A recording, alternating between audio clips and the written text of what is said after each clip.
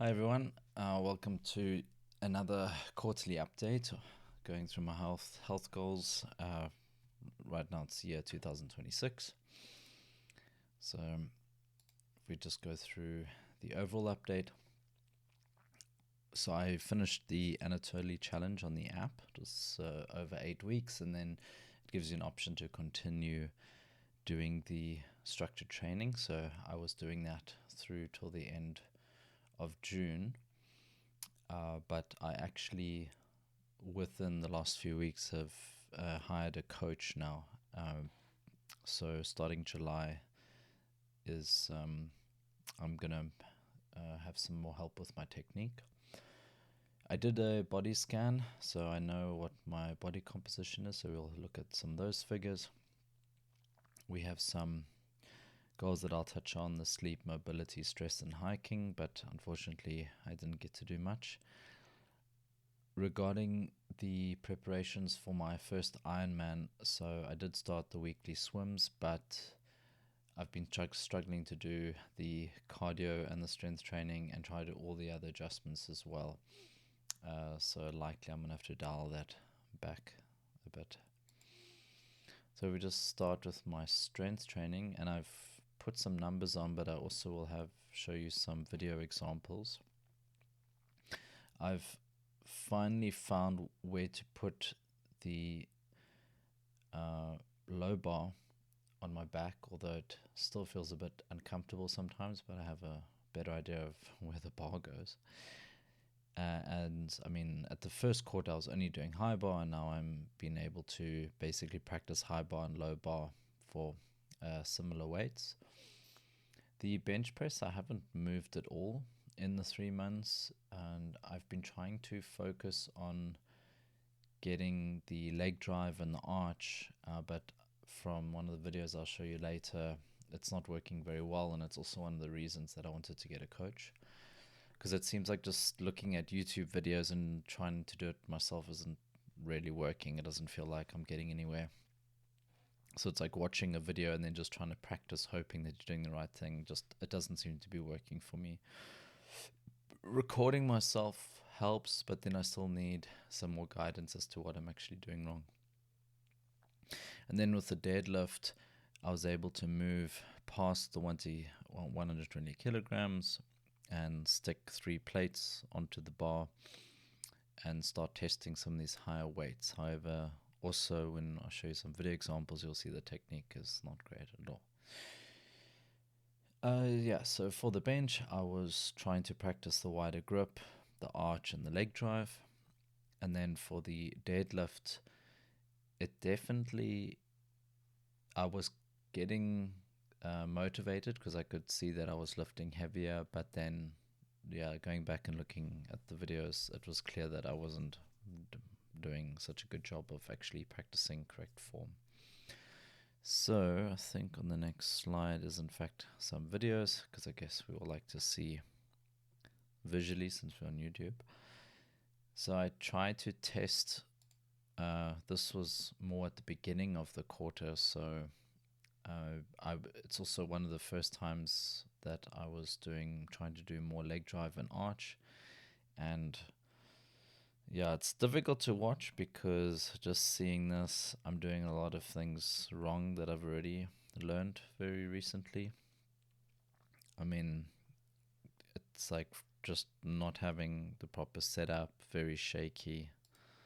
I meant to lift the bar up being solid, and then I meant to at least sink my glutes back down onto the bench. And here, I mean, I hardly even managed to get the bar up at all before the spotter took the bar off my chest. So it doesn't look very impressive at all. If I go to the next one, so this will be a squat. I'll skip ahead. Oh, I might have to pause.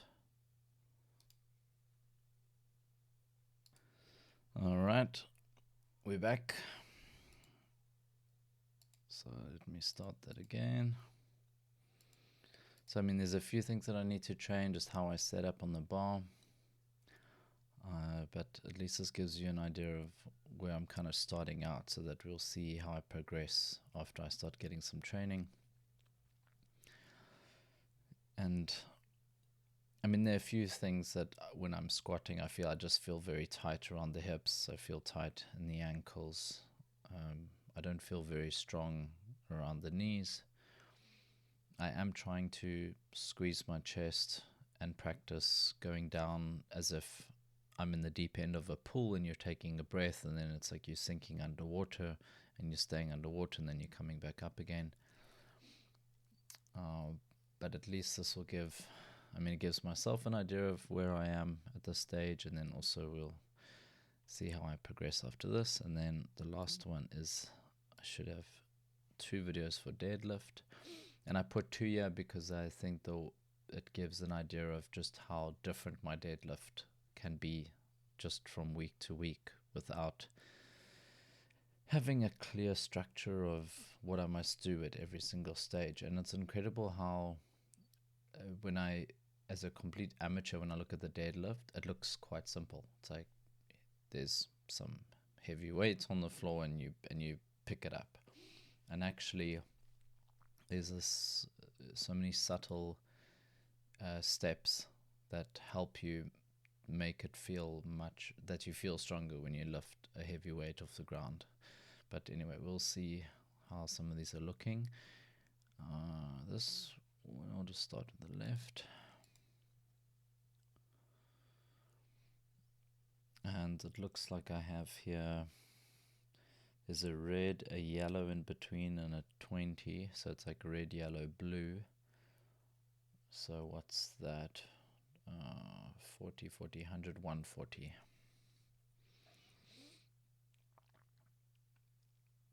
So maybe it's not the best angle, and what I think is I probably need to be bent down a bit more.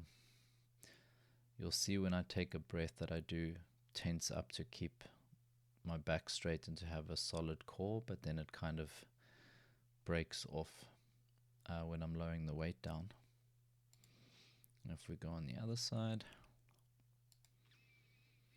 and this is, I remember this one, so this is 160 for 2 reps, and I mean, my legs are quite straight here, so I'm really hunched over. So, I mean, this is definitely don't copy this, but it's just to give you an idea of where I'm at, and then hoping we'll see with some coaching and more technique training that my form improves. Okay, next slide. Yeah, so definitely it does help videoing yourself. I don't know how, here in Germany, people are not so comfortable with themselves being on video too. So sometimes I've had someone say, "Oh, don't film me," and then I tell them I'm really just trying to record myself to learn technique. And others just don't care. But I do try to respect those that directly tell me, okay, they don't want to be on the video, and then I just make sure to change the angle so that they're not on. But overall, filming yourself, looking at it, going back, it's definitely feels like it makes it a lot more clear to me what I'm meant to be working on or not. And then having said that, when I look at my videos of, for example, how my bench looks and how a bench of a professional powerlifter looks, it's just so different. So it's very clear that there are a lot of different points that I have to work on, and hopefully having a coach will help me with that.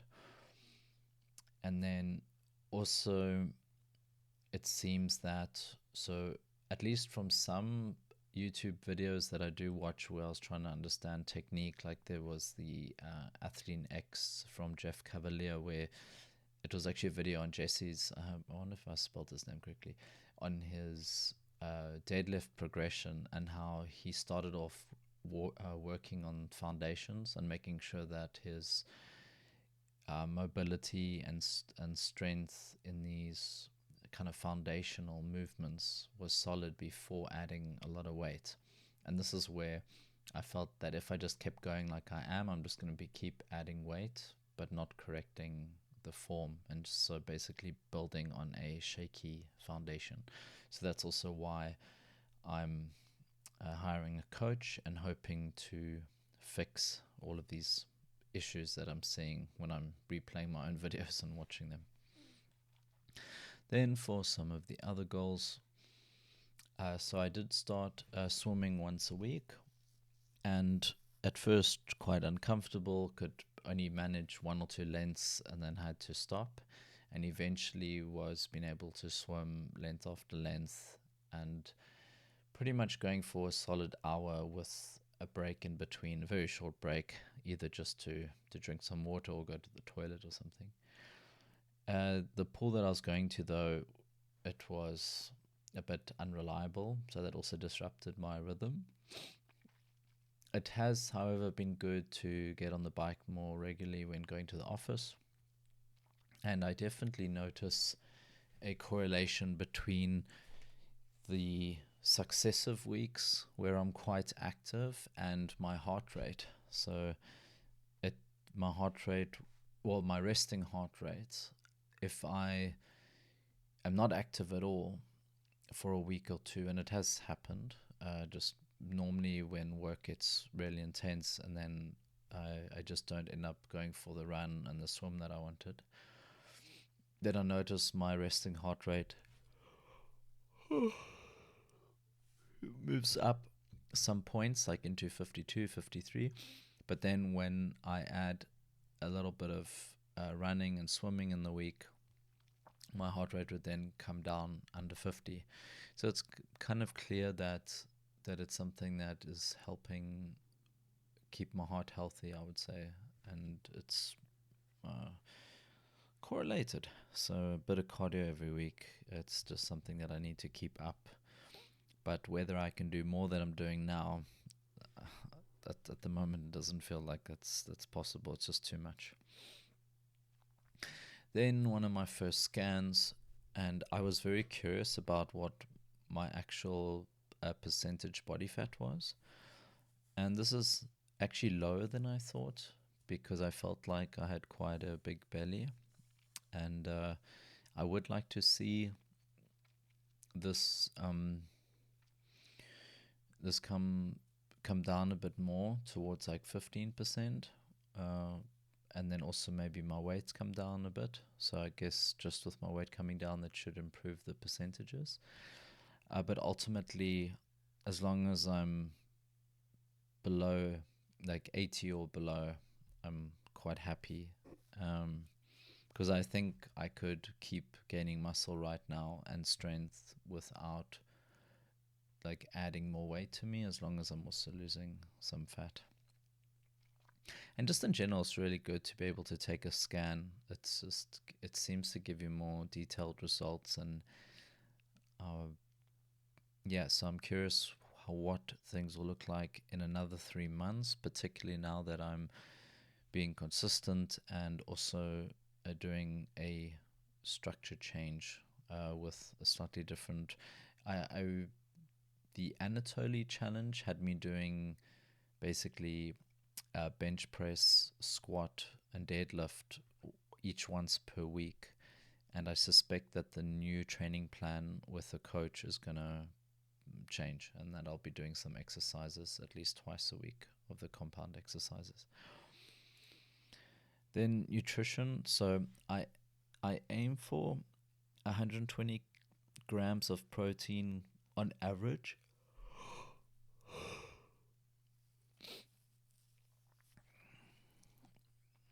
All right, so my nutrition. So I'm using the Usio app. I think I paid for it accidentally, and then I'm now on the free version. So I'm using that, and I'm aiming for about 120 grams of protein daily. The reality is I eat more on training days and I eat less on non-training days. That's why I've got this 100 gram to 140 gram range. and it works out to a point about 1.5 grams per kg at 80 kilograms.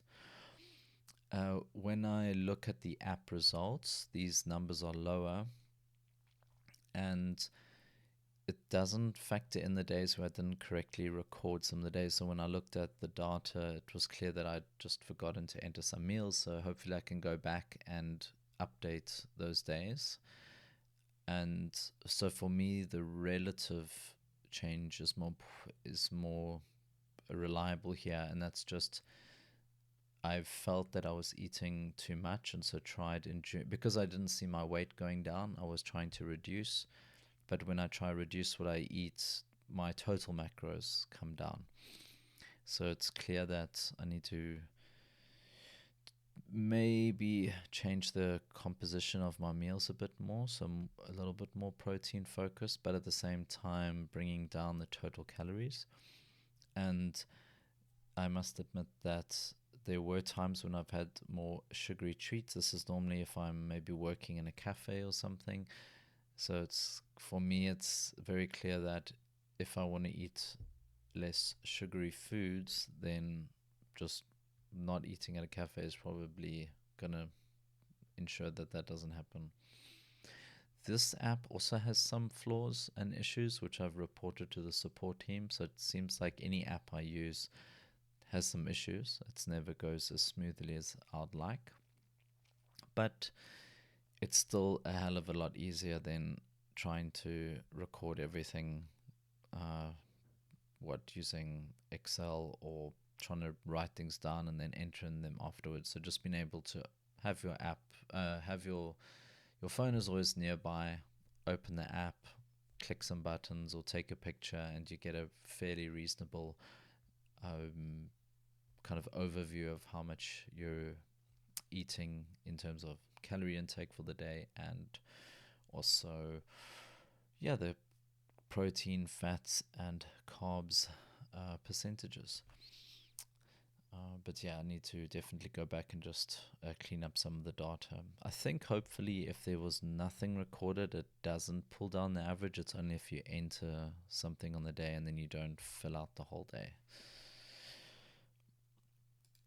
Then the sleep is just, I'm yawning again now. Oh, doing this is crazy. So it's actually such a simple thing that I can't do well. And I guess it is because I have my main work and my training, and then I have all these side projects that I'm trying to sort out as well. So I do find myself kind of just working into the night, and then I want to get up early and get some things done before work. And actually, now that summer had arrived in Berlin, it got a lot hotter. The sun was rising earlier. It was setting later, and all of these factors just changed. I think I'm just primed to start yawning when I see the word sleep. Anyway, and also I noticed that if I have a long day of work and then training, I also didn't really have any time for fun. And then social media becomes my compensation, and that's no good either. So these are things that I will have to make a new plan for, because this is just not working. I mean, the fact that these bars are still sitting at the 7 average and not really moving up, this needs to change. So I will need to have a look again and see what is actually going to get me to go to bed regularly without being on the phone before, and then getting up and not waking up earlier. That's also something, is that sometimes I don't want to get up at 5 or 6. Like, I want to sleep later, but just for some reason my body wakes up at that time, and then it's not easy to go to sleep again and actually get some more rest, like deep sleep after that.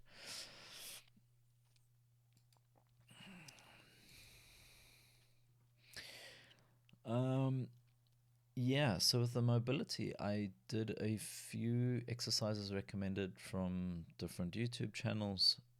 There's a South African guy, I must actually get his name because, I mean, it always helps for you to then search and then see what might help you. But the single leg box leg raises, that definitely seemed to improve ankle, knee, and hip strength and mobility.